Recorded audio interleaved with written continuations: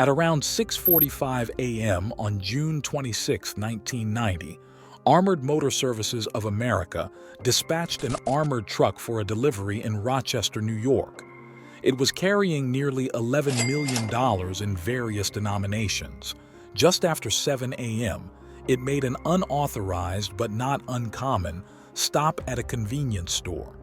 One of the guards, Mary Wilson, went inside, while the driver, Albert Ranieri, waited in the truck. According to Mary, they usually stopped there about once or twice a week. That morning, there was initially no one in the store with her. A woman came in a few minutes later. Everything seemed normal to her. While Mary was buying donuts and coffee, two armed men exited a van parked next to the truck. One of them placed the barrel of a shotgun through a porthole in the truck and pointed it at Albert. He demanded that he keep his hands on the wheel and look straight ahead. The other robber used a set of keys to open the truck's side door. Once inside, he also pointed a gun at Albert. The first robber then went back into the van.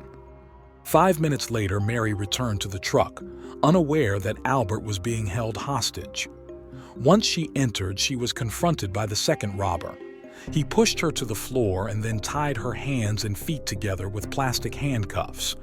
Albert was forced to drive to a secluded location about 1.5 miles from the convenience store. The truck was followed by a gray Chevrolet van, driven by the first robber. The secluded location was about 75 to 100 yards off the road. It disappeared from sight behind a small hill.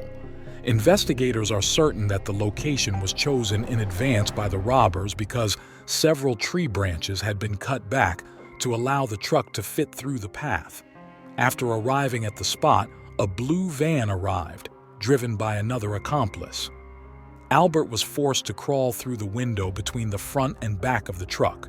He was then bound, gagged, and placed on top of Mary.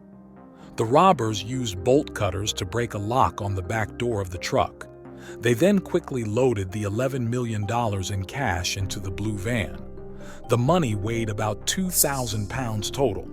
It included $1 million in hundreds and $8 million in 20s, along with other smaller denominations. According to Mary and Albert, there was little dialogue between the robbers. The money was transferred with brisk efficiency. It is believed that it took between 5 and 10 minutes to move all of the money. After the robbers loaded the money into the van, they left the scene. Mary feared that the robbers would come back and kill them. She waited until she could no longer hear their voices. She then began to try and free herself.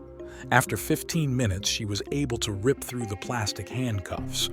Unable to free Albert from his restraints, she drove the truck to company headquarters and reported the robbery. The next day, the blue getaway van was found abandoned 5 miles away. $13,000 in small bills were left behind. The rest of the money was missing. Investigators determined that at the time the robbery was the largest on-the-road armored car robbery in United States history. They believed that the heist may have been an inside job. A conveniently broken porthole allowed one robber to hold Albert at gunpoint. Another used a key to open the truck's side door. Both wore clothes that were nearly identical to the uniforms worn by company employees. Only a limited number of people knew about the enormous amount of untraceable cash being transported by the truck that day. Investigators have been thwarted by the lack of physical evidence in the case. However, they have received several eyewitness reports of suspicious activity in and around the area at the time of the heist. Based on these reports, they have created composite drawings of possible suspects, as seen in this image. The first suspect on the left was seen the day before the robbery lurking near the site where the truck was emptied. He was in his mid to late 40s in 1992, was 5 feet 8 inches, and weighed around 180 pounds. The second suspect on the right was seen behind the wheel of the gray van parked next to the truck at the convenience store. He is believed to be of Puerto Rican or Italian descent. He was in his mid-30s to mid-40s in 1992 with dark hair and a mustache. The third suspect in the center was later seen driving the same gray van. He was in his mid-30s in 1992 and was between 5 feet 10 inches and 6 feet tall, with dark hair and a mustache. For years, Albert and his father were considered prime suspects in the robbery. His father lived near the area where the money was placed in the getaway van. In July 1992, they were arrested and their properties were searched. The arrest occurred after an informant confessed to his involvement in the robbery. However, the two were released after it was determined that the informant was in jail at the time of the robbery. The property searches also turned up no trace of the stolen money.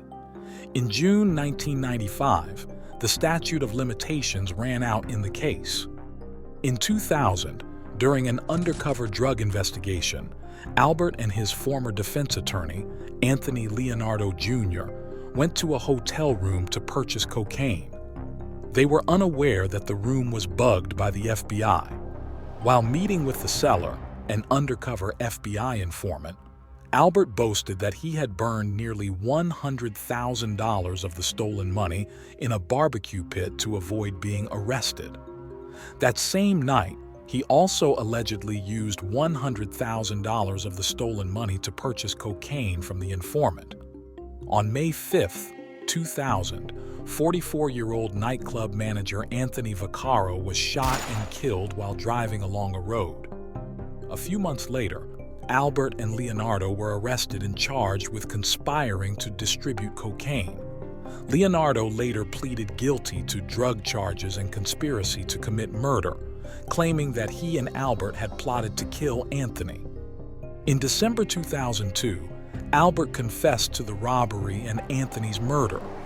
He reportedly committed the murder because Leonardo convinced him that Anthony was stealing from his restaurant, Club Titanic. It is believed that Albert and Leonardo used the restaurant to launder some of the stolen money. Albert pleaded guilty to the murder and also to a charge of federal racketeering conspiracy in relation to the robbery. As a result of the plea deal, he was sentenced to 30 years in prison. In 2020, he asked for and was denied a compassionate release. He will not be eligible for release until 2027.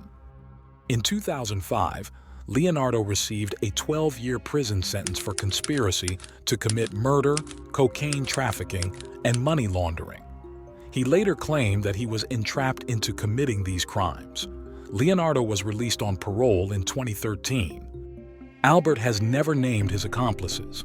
Only $87,000 of the $11 million has ever been recovered. He claimed that he spent more than $650,000 on drugs, stocks, and a limousine business. It is believed that some of the money was also laundered through various businesses. Albert, who is now 59 years old, was released early in mid-April 2024, possibly due to factors such as good behavior or sentence reductions.